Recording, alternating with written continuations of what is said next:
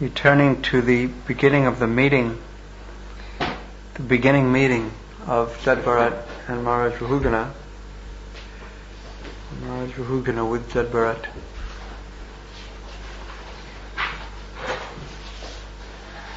Jadbharat had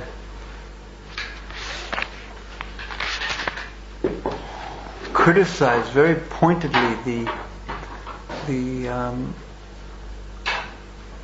the attitude and the words of the king. And we'll start with the words of the king. That the king had said, you've been very sarcastically, you're so... Was the audio okay? You are all able to hear? Yes, Prabhuji. Okay, thank you so much. Tired, that's why you're not walking properly and causing me so much difficulty, because you've been carrying the palanquin for so long, you must be so tired. When actually Jadbharat had just begun carrying the palanquin. He had just been impressed into the service of the king as a palanquin driver. Or you're so skinny and therefore you're not able to carry it properly. And actually Jadbharat was very stout and strong. So he then threatened to punish Jadbharat by beating him. You're a madman. You won't act properly, we'll beat you and force you to act properly. This will be for your own good. So Jadbharat's first words in response were very, very strong too. He said, yes, you're exactly right. You say I must be fatigued, but actually you were saying I'm not fatigued. And actually it's a fact, because the soul can never be fatigued. The body may be tired, the soul may be, but can never be tired. The soul is eternal. It's spiritual. It never dies. It never becomes tired. It never becomes burned. It never becomes dried. Regardless of the bodily condition. There's no connection actually between the condition of the soul and the condition of the body at all. They never mix. So he spoke like this, and then Maharaj Rahugana responded by falling down at the feet of Jadbharat and saying, now I understand I've committed a great offense to a great realized soul, because you're speaking on such a high exalted level, and at least Maharaj Rahugana had the sense or the depth of spiritual realization to understand true spiritual truth when he heard it spoken by Jadbharat. So he had that very, very, very clearly. So he said, please forgive me, but yet I really can't understand the words that you're saying. You're saying that no one is master, no one is servant. You're saying that, so how can I do my duty as a king? And my duty as the king is to help people, to make sure they perform their prescribed duties, and thereby they'll be purified. You say there's no connection between the soul and the body, the internal and the external. And yet my duties as a king is directly dependent upon engaging people in external things, in their physical duties, and by engaging in their physical duties they're purified and therefore their soul benefits. And clearly we can see how I'm the person, I may not be my body, but when I work very, very, very hard, who feels tired? It's me. The body itself doesn't feel tired. So therefore it's very hard for me to understand your instructions.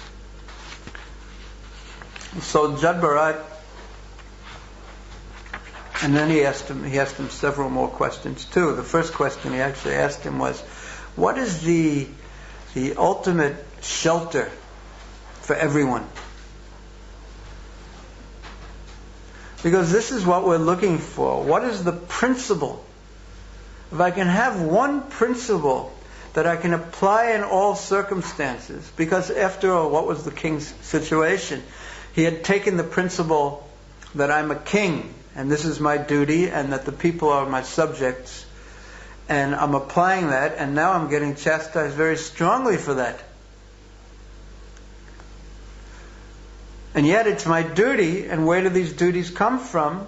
The duty comes from the Vedas, from the Shastras, so I'm following Shastra, and yet I'm getting chastised by a great sage for doing my duty, for following the Shastra. So there must be some principle that I'm accepting it's not universally applicable. So I'm taking shelter, and we do this all the time. We take shelter of a principle or an ideal. The purpose of life is to do this, and the purpose of life is to gain that and achieve this, become strong or something. We take shelter of a principle, but yet that principle is not universally, continuously, always applicable. So therefore we take that principle and we try to apply it somewhere, and it doesn't serve us properly. It falls apart. So he asked Jad Bharat Maharaj, Ruhugan asked Jad Bharat, I want to know a principle. What is this most secure principle? Secure means I'll be able to take shelter of that in every circumstance. That was actually the first thing he asked him. What is the most secure shelter in this world?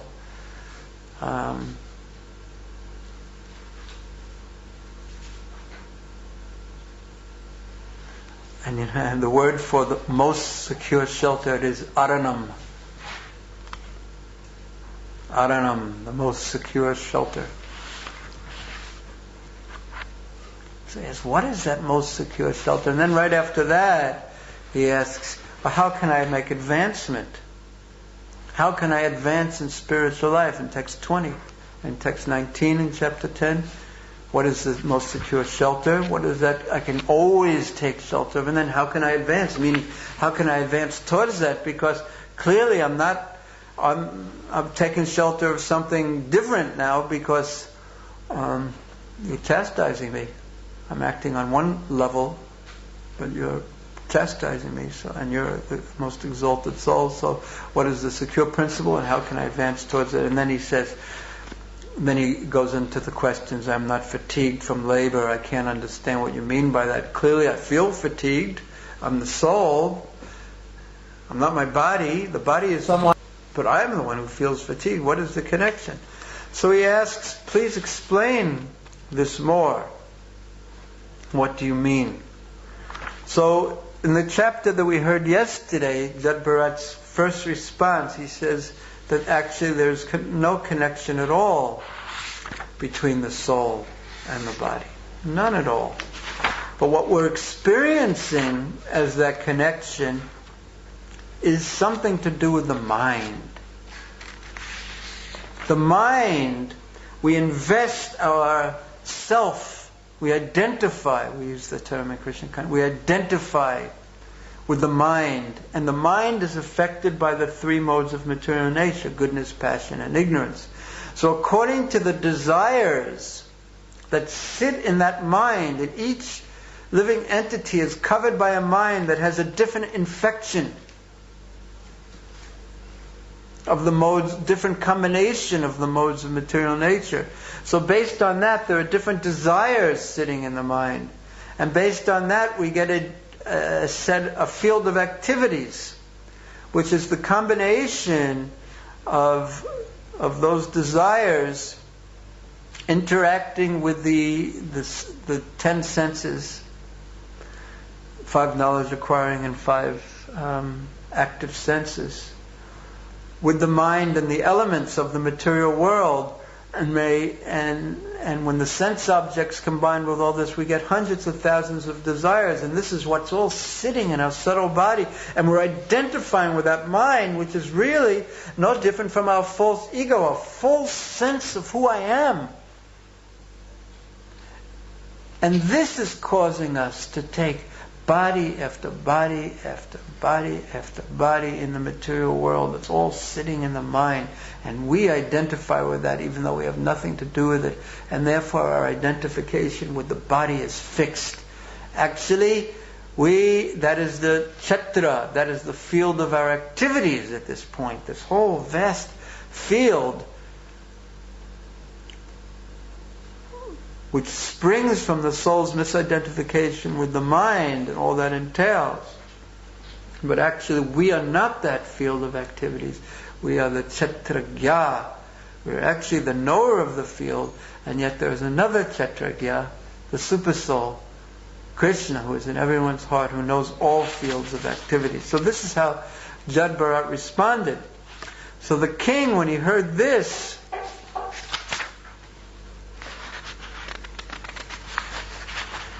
all this instruction that we have to purify the mind and stop this identification based on the sense of enjoyment, false identification. So here's the king began to respond in this way in the first verse of chapter 12.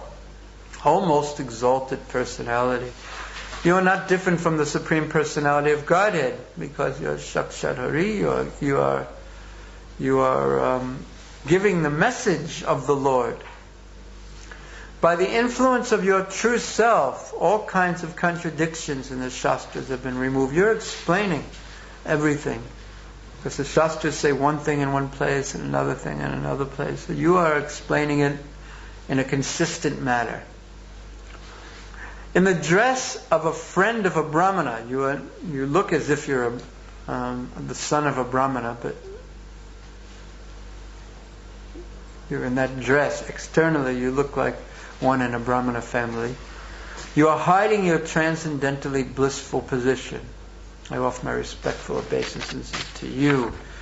How could anyone tell just by looking at you, looking almost like a madman wearing a Brahman thread? How could anyone understand who you really are and what the depth of your realization is? O best of the Brahmanas, my body is filled with dirty things, and my vision has been bitten by the serpent of pride. Why? He was thinking he was the king. Due to my material conceptions, I am diseased. Interesting to think of how pride is a serpent. Or the poison of the serpent of pride infects us, and it's going to... What happens when one gets bitten by a poisonous serpent? He dies. So pride will actually kill us. And due to my material conceptions, I am diseased. And what will that disease cause due to the material conception? But what is a disease cause? Suffering. And what is the disease? What is the worst thing that can happen to you if you have a disease? You die from it. So our diseases are material conception, our identification with the body, the concept of ourself as our body, and that is what causes our death. We don't die, but due to the identification with the body, we experience death. So that's the cause of this infection of disease, and your nectarian instructions are the proper medicine, the oshud, for one suffering from such a fever. Your instructions will cure the disease. What is the disease?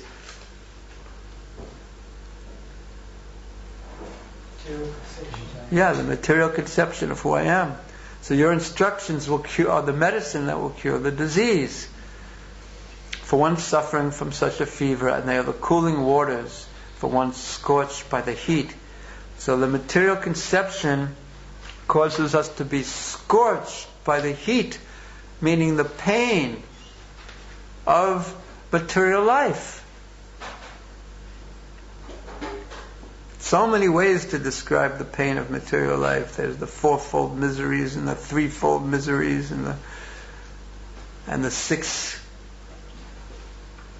So many ways to describe the pain of material life. So pain is like either the snake bite. When one is bitten by a snake, it causes a great burning type of pain. That's what the poison causes. So the cooling waters by one scorched from the heat and the fever of the disease of material conception, both are cooled by the cooling waters of the medicine of Jadbharat's words. He continues. So he's explaining how to approach a spiritual master. Whatever doubts I have about a particular subject matter, I shall ask you about later. For the time being, these mysterious yoga instructions you have given me for self-realization appear very difficult to understand. So he's saying, I still don't understand. You've said that have nothing to do with the body, but look, what I experience, this is so far from my experience, and I can't understand it with my intelligence either. So please repeat them in a simple way so that I can understand them. My mind is very inquisitive and I want to understand this clearly. He wants to deeply understand. That means he wants to realize it.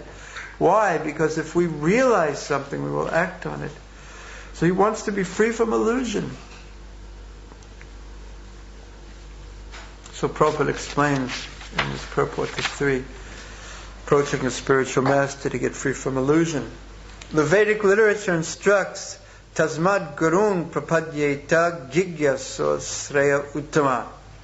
An intelligent man must be very inquisitive to know the transcendental science deeply. Therefore, one must approach a guru, a spiritual master. Although Jadbharat explained everything to Maharaj Rahugana, it appears that his intelligence was not perfect enough to understand clearly. He therefore requested a further explanation, as stated in the Bhagavad Gita 4:34, Tad Bidi Pranipatena Pariprasnena Sevaya. The student must approach a spiritual master and surrender unto him fully, Pranipatena. He must also question him in order to understand his instructions, Pariprasnena. One should not only surrender to the spiritual master, but also render loving service unto him, Sevaya. So 3 things, surrender, questions, and service. So that the spiritual master will be pleased with the student and explain the transcendental subject matter more clearly. A challenging spirit before the spiritual master should be avoided if one is at all interested in learning the Vedic instructions in depth. So here is how to question.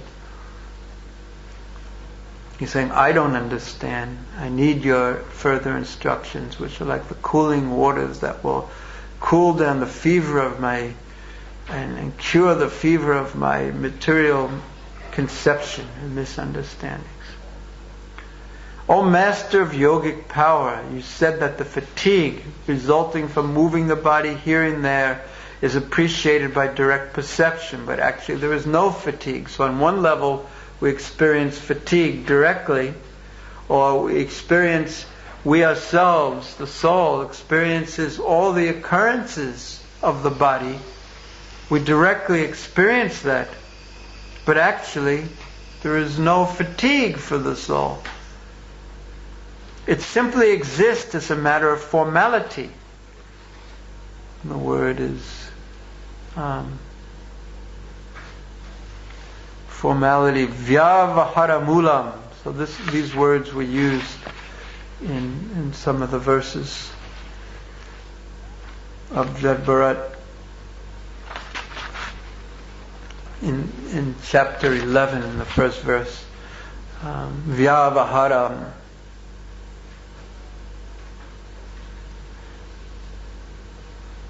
He said, you're speaking as if you are very experienced. When he first started instructing Jadbharat, he chastised him. We read that yesterday. You're speaking as if you are very learned, but actually you're just talking externally, as a matter on the surface, etiquette. That's how Prabhupada calls it here. That's something on the superficial level. So you're saying what I said is superficial, But yet we experience it, and you say there's no fatigue. By such inquiries and answers, no one can come to the conclusions of the absolute truth. That was another tattva vimarshena. By consulting others, one can't understand this. Just by talking about it, one can't understand. Now, how is it possible to understand? What is the process of understanding? You said my understanding is superficial, external, just sort of on the etiquette level, not deep, heartfelt,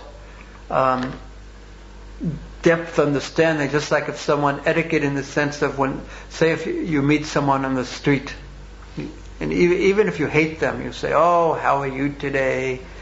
Oh, everything okay? And how's this and that?" But actually, it's not depth of feeling that you're expressing. You're not expressing your heart to the person. This is just on a certain level because this is the etiquette on how to deal with people on first meeting them. But if you see someone who you actually love so dearly, then your meeting will be very, very deep with them.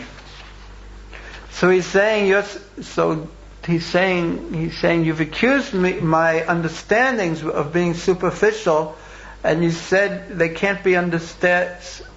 I can't get a deep understanding just by discussing. Well, what do I do? From my level of understanding, it seems like the body gets fatigued and the soul feels the fatigue. That's my experience, and yet you say that's superficial, and I don't know how to understand it more deeply.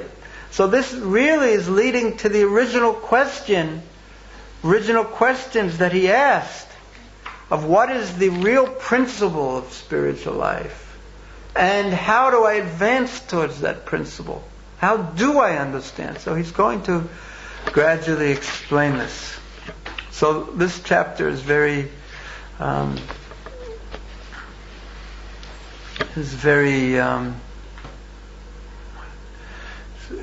not exactly technical, but it's technical nonetheless. Not philosophically technical, but it's technical. And here's Jad Bharat's answer to that. So he's saying, he's going to again explain the difference between the soul and the body. That's how he's going to start. And what is knowledge? Who we actually are, because he wants to show him that the soul and the body are completely different. So Jad Bharat said, the self-realized Brahman Jad Bharat said, amongst the various material combinations and permutations, permutation means changes, the changes of the material combinations. So there's the material combinations and the permutations means the changes of them. So amongst these there are various forms and earthly transformations. For some reason, these move on the surface of the earth. So our body is just a transformation of earth and water and some fire and air and ether. So some of these transformations of earth move on the earth and are called palanquin carriers. Those material transformations which do not move are gross material objects, like stones. In any case, the material body is made of earth and stone in the form of feet, ankles, calves, knees, thighs, torso. Because stone means the bones are made out of calcium. So calcium is a rock-like substance. Throat and head. Upon the shoulders is the wooden palanquin. Some forms of earth are carrying another form of earth in the wooden of the palanquin. The palanquin carriers are carrying the palanquins. And within the palanquin is the so-called king of Sevaya. The body of the king is simply another transformation of earth. But within that body, your lordship is situated in falsely thinking that you are the king of the state of Sevaya. So here's one level of looking at everything that we see. They're just transformations of earth. Look, just material elements. So in that sense, there's a real oneness amongst everything. Another way to look at it is that we have a oneness, because if we consider ourselves the body, when we die,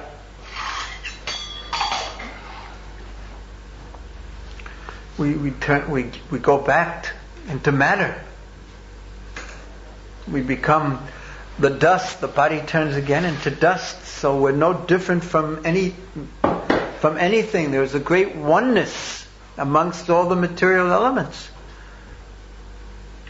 And ourselves. So we are the sky in that sense. We are the earth, the very earth. There are poets who write like this. And you are falsely thinking, who am I that I'm so special, I'm different. I'm not like one of you. I'm the king. But actually, in how many years? 5, 10, 20, 30, 50 years. You'll be dust. We'll all be dust. So what is this? You're the king.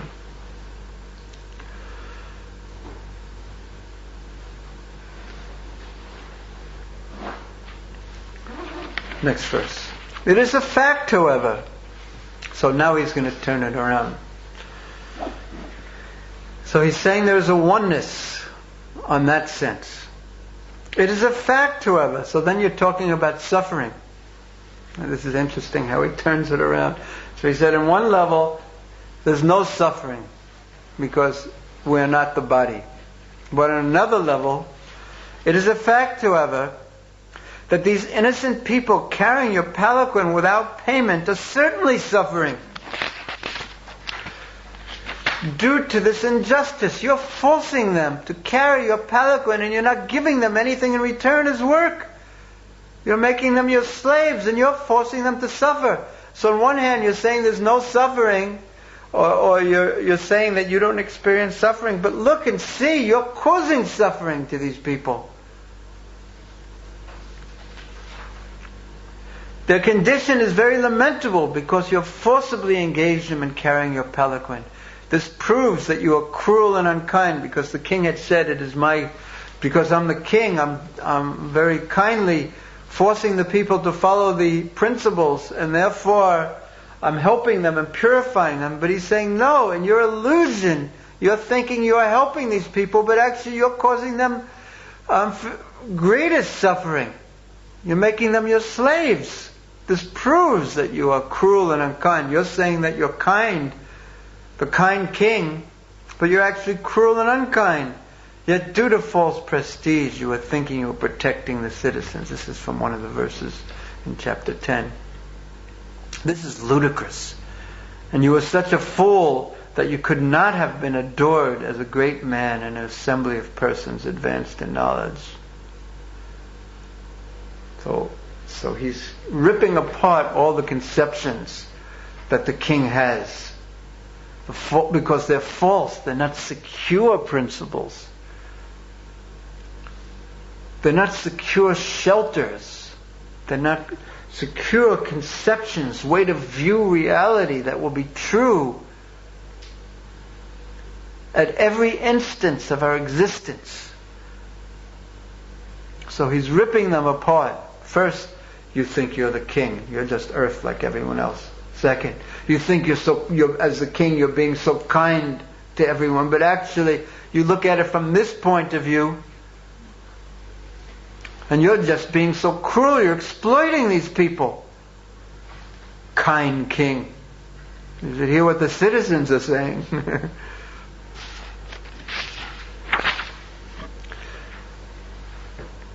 It's continuing. All of us on the surface of the globe are living entities in different forms. Some of us are moving and some not moving. All of us come into existence. So he's continuing this point about like the earth. We come into existence, we remain for some time and are annihilated when the body is again mingled with the earth. We are all simply different transformations of the earth. Different bodies and capacities are simply transformations of the earth that exist in name only. For everything grows out of the earth, and when everything is annihilated, it again mingles with the earth.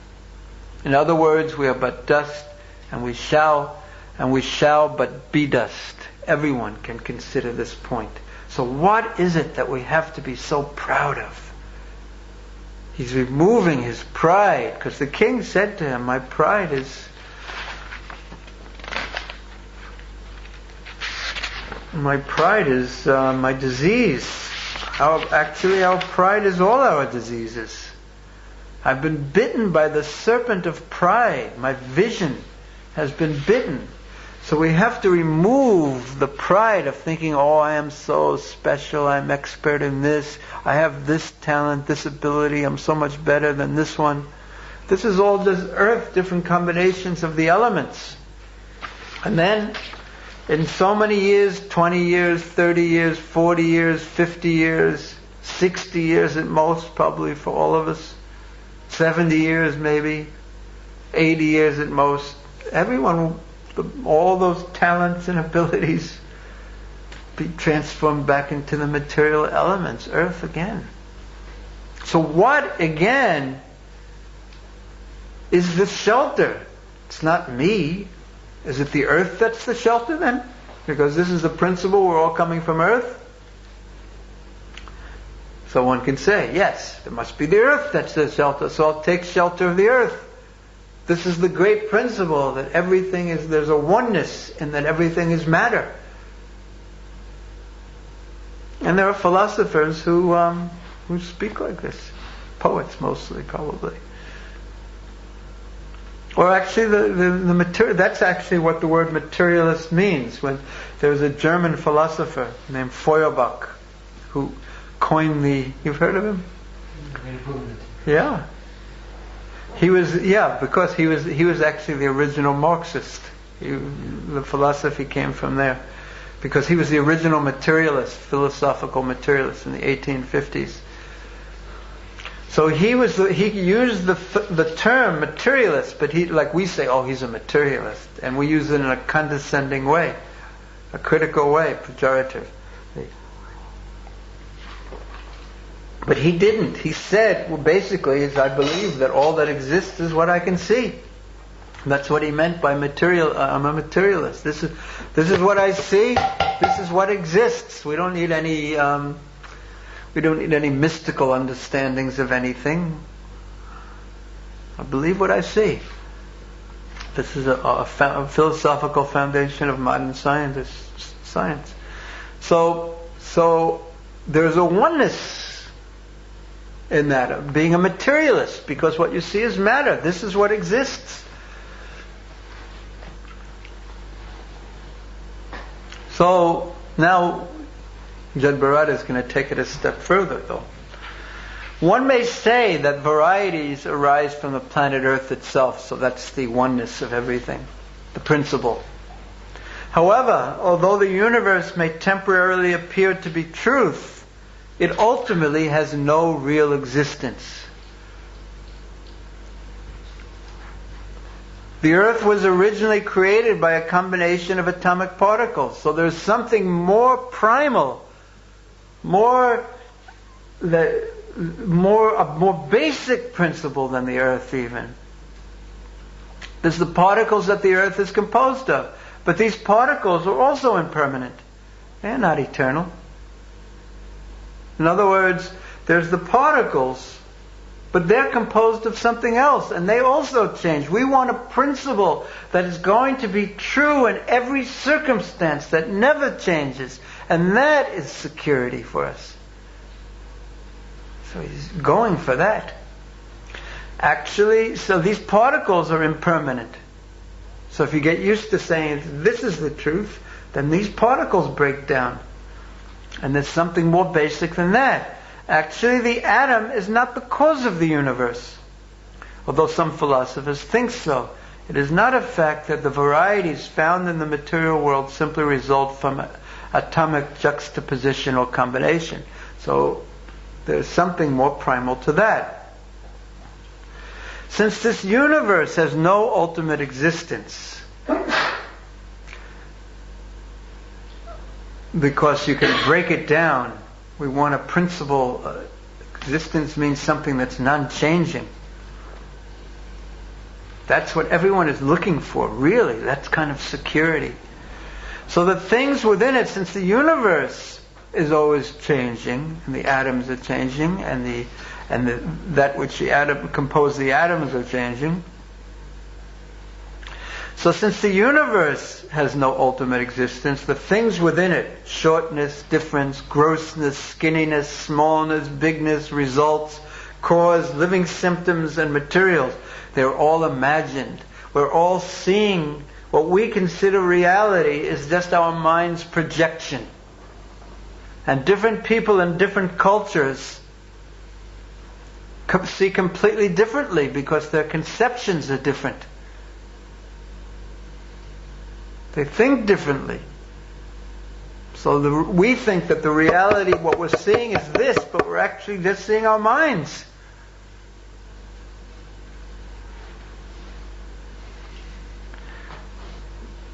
So all this is imagined, the living symptoms, the cause, the results, bigness, smallness, skinniness, grossness. They're all pots made of the same substance, earth, but they are named differently. The differences are characterized by the substance, nature, predisposition, time, and activity. You should know that all these are simply mechanical manifestations created by material nature. So in other words, all things created in the material world are temporary and are unreal. They are temporary manifestations mechanically caused by matter,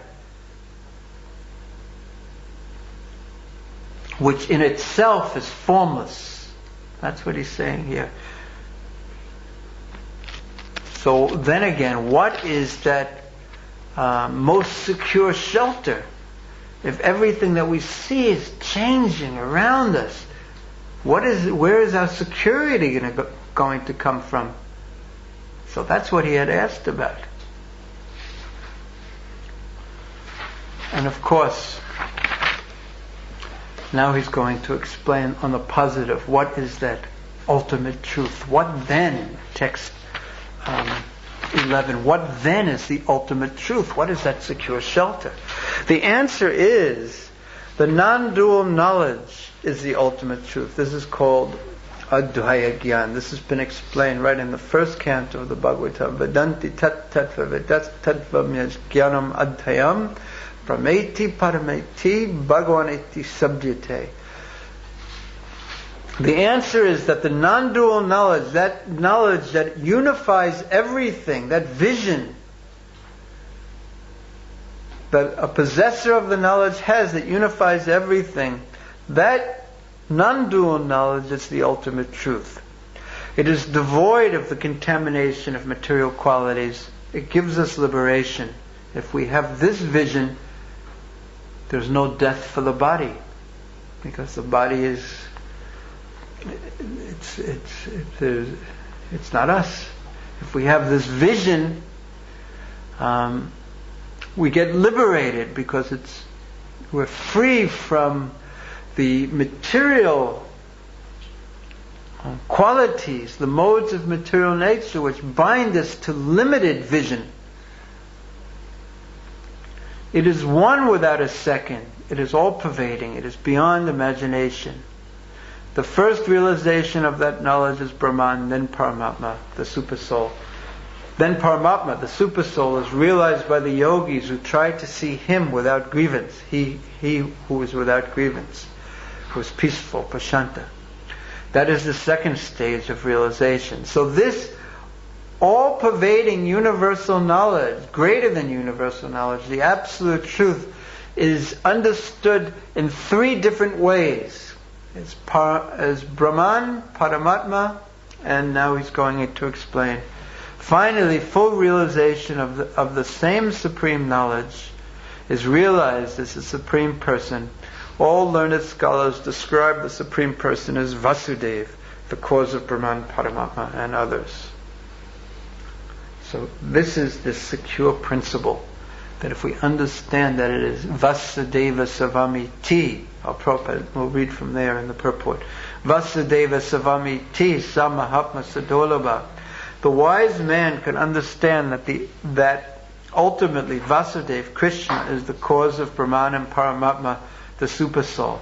Thus Vasudeva is Sarva Karana Karanam, the cause of all causes. So he is the cause of the earth is the cause of all the bodies, and the atoms are the cause of the earth, and he is the cause of the atoms, of everything in existence. Sarva Karana Karanam. So this absolute truth can be realized in one of three ways. Is Brahman, all-pervadingness, Paramatma, personalized all-pervadingness, and ultimately is Bhagavan, the Supreme Person who everything else is coming from. This is confirmed in the Bhagavatam. The real tattva, absolute truth, is Bhagavan. But due to incomplete realization of the absolute truth, people sometimes describe the same Vishnu as impersonal Brahman or localized Paramatma. Vedanti tat tattva vedas tattvam yas jnanamadayam brahmeti paramatmeti bhagavaniti sabhyate. Imagine you have a palanquin driver and he starts speaking to you like this. With power too, potency, that it pierces your heart and you realize that you just don't know anything. Shocking. From the very beginning, Srimad Bhagavatam says, Satyam Param Dhimahi. We meditate on the Supreme Truth. The Supreme Truth is explained here as Jnanam Vishuddham Satyam. The Absolute Truth is devoid of material contamination, Vishuddham, and is transcendental to the material qualities. It gives all spiritual success and liberation from the material world. That Absolute Truth is Krishna, Vasudeva. So what is the secure principle that is everywhere in all circumstances? This is it. It is Bhagavan. It is Krishna. It is Vasudeva. Jnanam Vishuddham Vasudevam Savitam Sabditam. Now then the next question he asked was how to make advancement towards that understanding, that realization.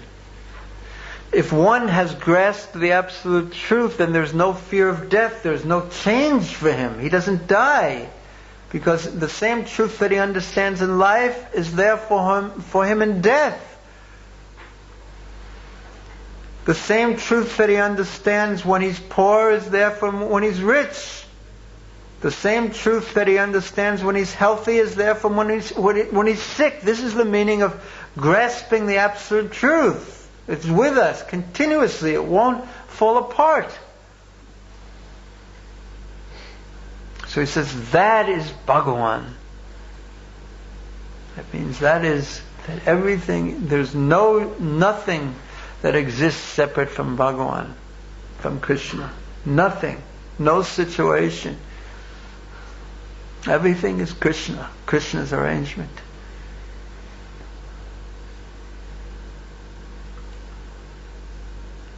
And surrendering to that makes us free, liberated. With great devotion makes us a devotee. With great loving devotion, understanding it's Krishna, makes us a pure devotee. Desiring to be instrumental to Krishna makes us a pure devotee with great love. So now how to advance towards this? He's explained what the absolute truth is. Now how to advance? My dear King Rahugana, unless one has the opportunity to smear his entire body with the dust of the lotus feet of great devotees, one cannot realize the absolute truth. Vina Mahatpada Rajo Bhishekam.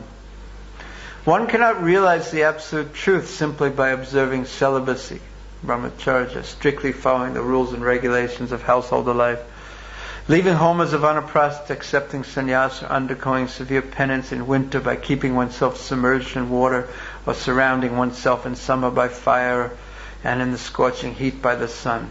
There are many processes to understand the absolute truth, but the absolute truth is only revealed to one who has attained the mercy of a great devotee.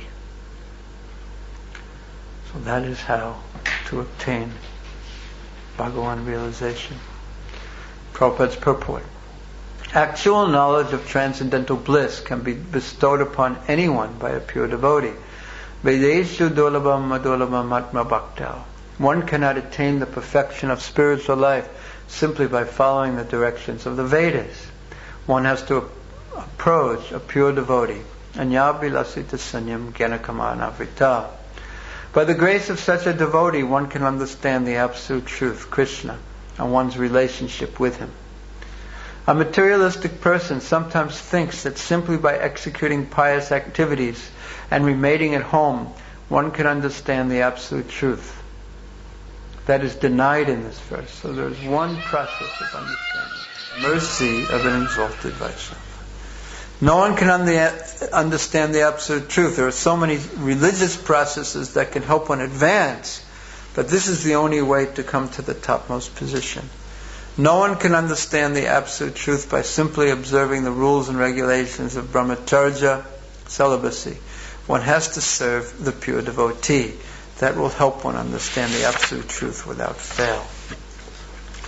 13. Now, how do you recognize who is a devotee? How to recognize the pure devotees. Who are the pure devotees? Jad Bharat says. Who are the pure devotees mentioned here? In an assembly of pure devotees, there is no question of discussing material subjects like politics and sociology. In an assembly of pure devotees, there is a discussion only of the qualities, forms, and pastimes of the Supreme Personality of Godhead.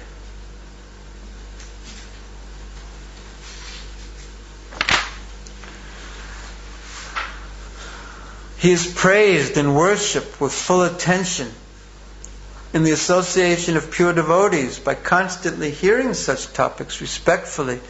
Even a person who wants to merge into the existence of the absolute truth abandons this idea and gradually becomes attached to the service of Vasudeva. Purport. The symptoms of pure devotees are described in this verse. The pure devotee is never interested in material topics.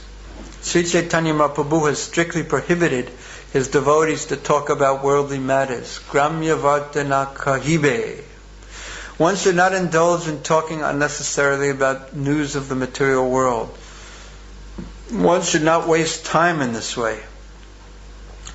This is a very important feature in the life of a devotee.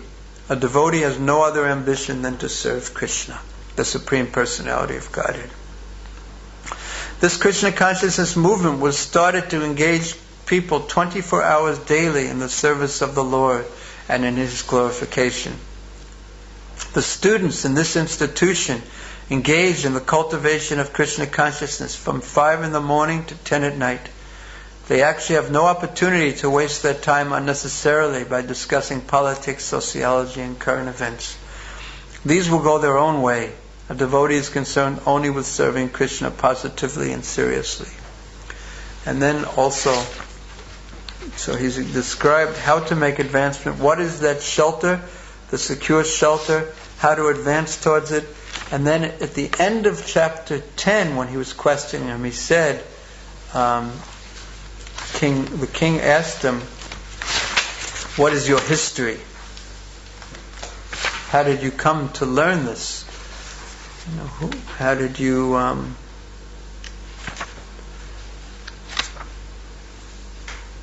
yes, he asked who you are, where did you come from, etc. like that. Now Jad Bharat is going to explain his story to Rahugana. In a previous birth, I was known as Maharaj Bharat. That's in 16 of chapter 10. He had asked him, O Brahmana, you appear to be moving in this world very much coveted and unknown to others. Who are you? Are you a learned Brahmana and a saintly person? I see you're wearing a sacred thread. Like this. Whose disciple are you? Where do you live? Why did you come to this place? What is your mission? He asked him like that. In a previous birth, I was known as Maharaj Bharat. I attained perfection by becoming completely detached from material activities. Through direct experience and through indirect experience, I received understanding from the Vedas. I was fully engaged in the service of the Lord. but due to my misfortune, I became very affectionate to a small deer. So much so that I neglected my spiritual duties. Due to my deep affection for the deer in my next life, I had to accept the body of a deer. I'm going to read that purport. And then there's 2 more verses which will complete, and that will complete the chapter. Prabhupada explains in his purport, the incident herein described is very significant. In a previous verse it is stated, Vina Mahatpado Rajobhashekam. One cannot attain perfection without smearing the dust from the lotus feet of an exalted devotee on his head. If one always follows the order of the spiritual master, there's no question of falling down. As soon as a foolish disciple tries to overtake his spiritual master and becomes ambitious to occupy his post, he immediately falls down. Yasya prasada bhagavat prasado yasya prasada nagati gatopi. If the spiritual master is considered an ordinary man, the disciple surely loses his chance to advance further. Despite a very rigid life in devotional service, Bharat Maharaj did not consult the spiritual master when he became overly attached to a deer. Consequently, he became strongly attached to the deer, and forgetting his spiritual routine, he fell down. So herein, Prabhupada describes the cause of Maharaj Bharat's fall down. On one level it's the deer, on the other level it's that he did not follow the instructions or consult his spiritual master, and therefore he became entangled in this way. My dear heroic king, Jad Bharat continues, due to my past sincere service to the Lord, I could remember everything of my past life, even while in the body of a deer. Because I am aware of the fall down in my past life, I always keep myself separate from the association of ordinary men. Being afraid of that bad materialistic association, I wander alone, unnoticed by others.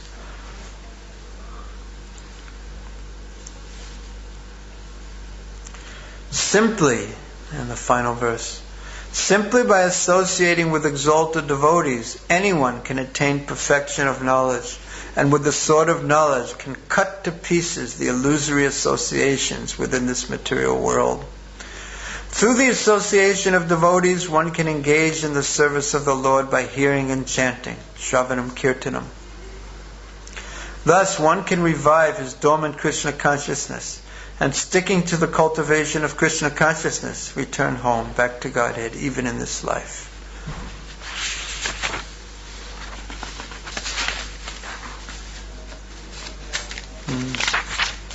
Prabhupada's purport, short purport. To become liberated from material bondage, one must give up the association of worldly people and accept the association of devotees. Positive and negative processes are mentioned in this regard. You have to do this and you can't do that. Through the association of devotees, one develops Krishna consciousness which is dormant within.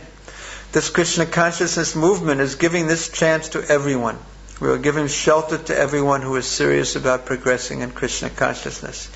We arrange for their lodging and board so that they can peacefully cultivate Krishna consciousness and return home back to Godhead, even in this life. Thus in the Bhaktivedanta purports of the 5th canto, 12th chapter of the Srimad Bhagavatam, entitled The Conversation Between Maharaj Rahugana and Jad Bharat. Thank you very much. Srimad Bhagavatam ki jai, Jad Bharat ki jai, Maharaj Rahugana ki jai, Srila Prabhupada ki jai.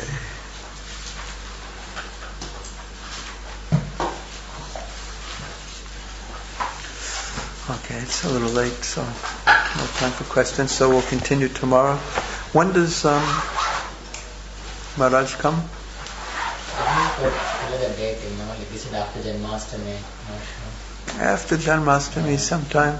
You have to call him again and find out the date. It depends when Dayasara will allow him to come. Yes? But so he'll be here after Janmashtami.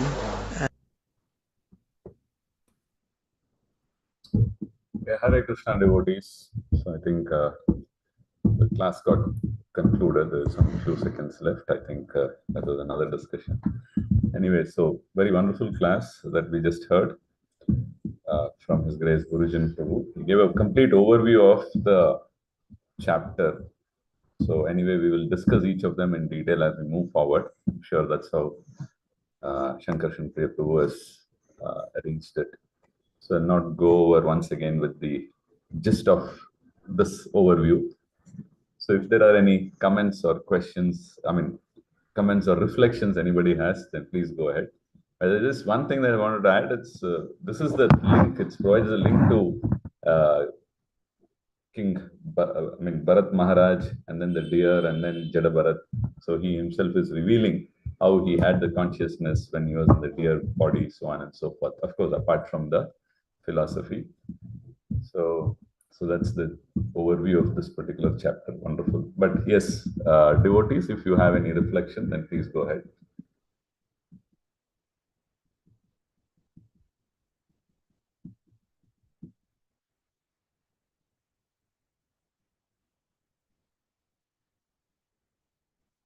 Any comments, anything? Anybody wants to say something?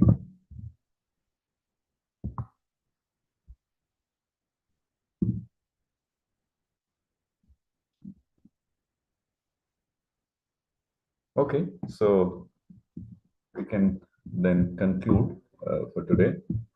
So by Vaishnav pranams. Vancha kalpatrubhyascha kripa sindhubhyev cha patitana pavanebhyo Vaishnavebhyo namo namaha. Ananta Koti Vaishnavrinda ki jai. Srila Prabhupada ki jai. Grantraj Srimad Bhagavatam ki jai. Hare Krishna. I'll end the session for everyone. So have a wonderful day, Krishna conscious day. We will again catch up tomorrow. Hare Krishna.